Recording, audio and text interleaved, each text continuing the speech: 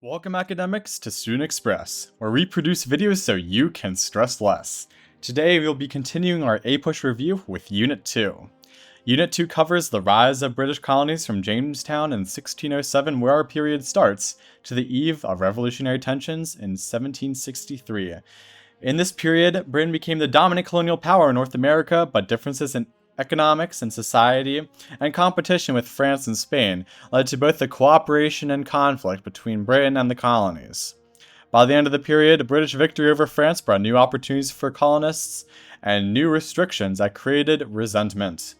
Over the next century and a half, the Americas transformed into a patchwork of European empires, African slave societies, and native homelands. Competition, cooperation, and conflict, the three C's, will define this era and set the stage for revolution. As always, my name is David, and I'm happy to be your instructor for the APUSH course. I'm the creator of Student Express, and my aim is to help you score your highest on your AP exams. We provide a wide variety of supplemental videos and exercises, which will be shown on the screen right now. All of our supplemental exercises are available at an affordable cost for $2.99. We also have multiple promotions going on throughout the year. Our current promotion is if you refer a friend, you get 25% off, and so does your friend. So make sure to go and head over to the description where you can find our Payhip to look at our exercises. All of our exercises feature a wide variety of questions such as MCQs, SAQs, and LEQs with detailed description answers. Please make sure to read the description of every single exercise before you purchase it. That's always a good habit to do in the real world anyway. I currently attend the Catholic University of America in DC, where I'm studying markets and political economy. So I also scored a 5 on my APUSH exam, so I'm looking forward to help you hopefully achieve the same. Anyway, with all that out of the way, let's get started with contextualizing this period. We have European powers competing for land and resources, and you have the rise of mercantilism. What is mercantilism? Well, it's colonies existing to benefit the mother country. It's the rise of merchants, the rise of exports, the rise of imports, and the rise of selling. You have the expansion of the Atlantic world in this way because of all the trade going between Europe, Africa, and the Americas. Also, it's important to dive in now into who colonized what. We'll start with the Spanish, who extracted wealth in the forms of gold and silver and spread Christianity mainly to the native populations in the area. And how they do this, they use the encomienda system, which we talked a lot about in APUSH Unit 1. And later they used African slavery when they found out that since the natives knew the area and it did not make for a very good controlling of them. Now we're going to move on to the British, who were actually the last to enter the colonial race, and by 1607, Jamestown, Virginia was founded, which can be shown on the map here. And it was the first permanent English colony and served as an economic venture. You have a large number of settlers, and of course, we have religious freedom, better living conditions, and economic opportunity. If you were the third son of your dad in Britain, sorry to say, but you are not getting anything at all. So a lot of third extended children went here to hopefully, get a lot of land and make a name for themselves. Now we have the French. And you have a few settlers, and they relied on alliances and trade with the natives. It's important to note that they're alliances with the natives. Fur trade is super important, and often they traded with the native groups themselves. So they focused on New France, which was Canada, the Great Lakes, and the Mississippi River Valley, which will be important later. The economy is based on fur trade and beaver pelts, which were of high demand in Europe, and they maintained friendly relationships with Native Americans. And they mainly do this because they had a lot less settlers than the Spanish or the British did, and they were direct rivals for control of North American trade routes, so they need a little bit of help there. And by the end of the 18th century, you have Britain, France, and Spain competing for dominance, which obviously will result in Britain ruling out there, but we'll see that in a second. Now we're going to jump right into the transatlantic slave trade, and mainly how exports work. This was covered largely in APUSH Unit 1, but just as a quick recap, the trade went between Africa, the Americas, and Europe. So from America, you had raw materials, and those were sent over to Europe, and those European raw materials were sent back to Africa, which in turn resulted in more enslaved Africans traveling across the Middle Passage, which is a very important key term to note. You have the spread of ideas, technology, and disease, and which really affected the Native American populations. So for the colonies specifically, it did integrate them into a global economy, and we have the growing wealth for the merchants there. But it's important to notice that the British, we're not just going to let them have free reign of trade. Oh, no, no, no. We have the Navigation Acts, which tried to enforce control, was often contested between the different colonies. We also have slavery in the British colonies because of the labor demand for those raw materials coming out of North America. By late 1600s, you have racial laws that codify status of slaves, such as hereditary laws.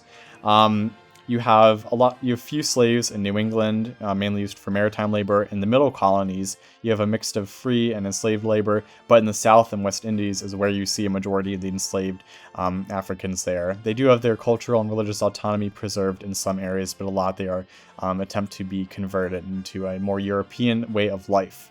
There was some resistance. You have covert resistance, which is working to maintain your culture, and then you have overt resistance, which is direct rebellion.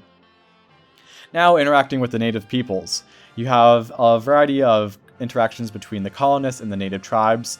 It's important to note that, again, the French and the Dutch often cooperated in trade with the natives, while British formed shifting alliances, depending on local conditions, meaning that whatever benefited them, they would reach out to the native populations, and did not usually work out well for the native people. You do have a few conflicts. You have the Pueblo Revolt in 1680, which was resistance to the Spanish in New Mexico with the encomienda system. And then you have Metacom's War, or King Philip's War, from 1675 to 1676, which was New England's native resistance against English encroachment, which resulted in a major native defeat. Now we're going to talk a little bit about the colonies. And it's important to know the different areas. So we're going to start all the way at the top with the New England colonies highlighted in yellow, which were founded by the Puritans, and you had a large emphasis on religion, family, and community. You did have a little farming going on, but remember, a lot of the enslaved labor was in the South, so it's mainly the family farms going on there instead of big plantations. As we work our way down into the middle colonies highlighted in pink, we have a diversity in ethnicity and religion such as Dutch, English, German, and Quaker. Their economy focused on cereal crops, and they had major port cities like New York and Philadelphia. Going down further, you have the Chesapeake colonies and North Carolina, which their economy was based on tobacco, which is very labor intensive, and that's where you had the indentured servants and the enslaved labor. And you had the hierarchical structure of the plantation owner, and then the slaves and the field hands and themselves. What's important to note here that in the South, these cash crops are king, and it results in the plantation owners themselves having a large role in the political economy. And then in the South, the lower South economies, you have long growing seasons. That's where you see a lot of your plantations of sugar and rice. Also important to note is that the colonies had a little bit of self-governance going on. They are a far way across the pond from Britain, and you have things like the House of Burgesses or the New England town meetings, which were local assemblies of colonists. You also had the power in the southern colonies, which I said were dominated by elite planters. So think the South, think planters, and think the North New England area as politics related to the Puritan Church.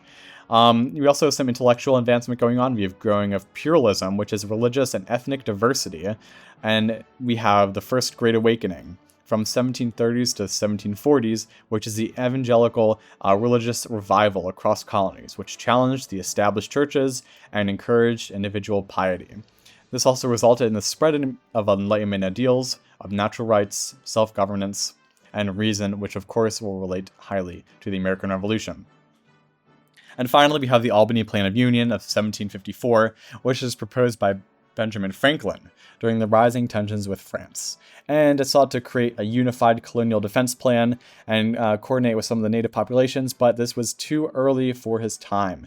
And although it failed, it did lead to the seeds of colonial cooperation that would grow during the Revolutionary era. Now, the French and Indian War from 1754 to 1763, almost a decade-long war where Britain gained Canada and all land east of the Mississippi River. Spain gained Louisiana from France, but ceded Florida to Britain. Now, what's the cause of the war? Land disputes in the Ohio River Valley between the British colonies and the French.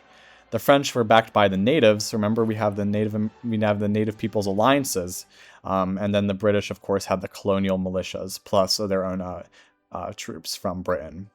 The French started to win in the beginning, but eventually the turning point, we had British military escalation and financing. The British had a larger purse than the French for their colonial endeavors. Remember, there was far less people in the French colonies than in the American colonies.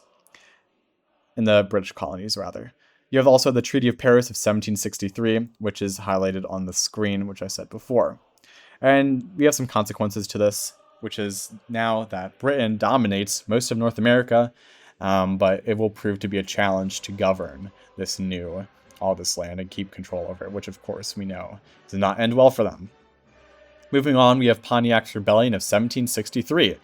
Pontiac's Rebellion was led by Ottawa Chief Pontiac, and where native groups resisted British control in the Great Lakes region. Fort Michilimackinac was where native warriors staged a lacrosse game outside the fort, and then they attacked and they killed the British soldiers inside. This is where they started getting the upper hand in the battle, but unfortunately, as it turns out, that the French in the region, the French in the region were spared by the British Army, but the natives were not. And ultimately, the response to Pontiac's rebellion was the proclamation of 1763 by King George III, which prohibited the settlement of the west of the Appalachian Mountains to reduce conflict with Native Americans. Obviously, the colonies were not happy about this. They just helped win a war. They just helped. Now they want to explore the area. They want the land. So this obviously upset them and deepened the distrust between the British colonies and the British Crown. So just a brief change over time that's going on right here is that we have in 1607, we have very small scattered colonies, which eventually grow in 1754 to connected colonies with the first steps of unity seen with the Albany Plan.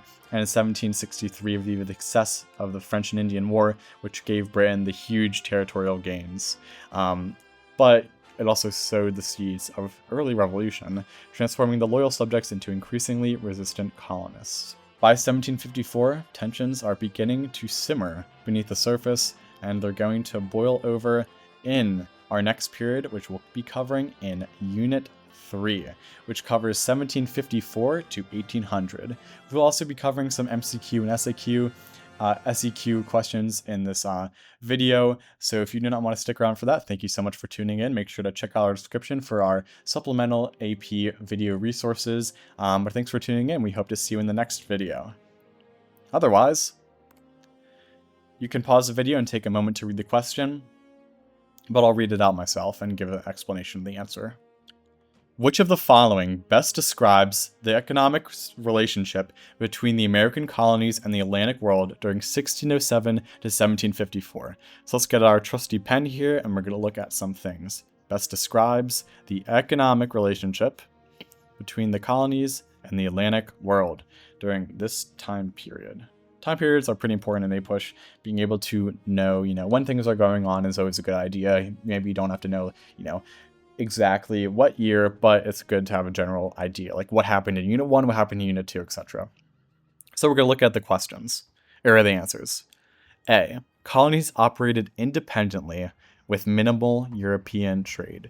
We know they did not operate independently, and we know they had a lot of European trade. A lot of the resources were being extrapolated from the Americas, which is where a lot of tension began. B. Colonies were integrated into a transatlantic trading system, including the Middle Passage. We know that is a pretty factual statement. They were integrated into the trading system, and they were involved in the Middle Passage. Colonies traded only with Native Americans. We know that's not true, and we know they did trade overseas. The southern colonies were excluded from transatlantic commerce. Not true. Major exports of the cash crops, so we know the answer here has to be B. Moving on, we have an SEQ short essay question, or SAQ, I believe it's called an APUSH short answer question, where the idea is to be short, briefly. So let's look at these questions. Briefly explain one reason for British victory in the French and Indian War. Well, if you recall from earlier, the French had a lot less settlers than the British. So not only did the British have the upper hand military-wise, but they also had the power of the purse and a lot of funding coming from overseas. So you could write an answer like that, and I'll show a specific one on the next slide. For B, we have explained one effect of Britain's victory on this relationship with the colonies. Well, we know that although they did win, the colonies were excited to explore their new land, but the proclamation of 1763 stopped them from doing so. Stopped them from going west of the Appalachian Mountains, which a lot of the colonies were very upset with.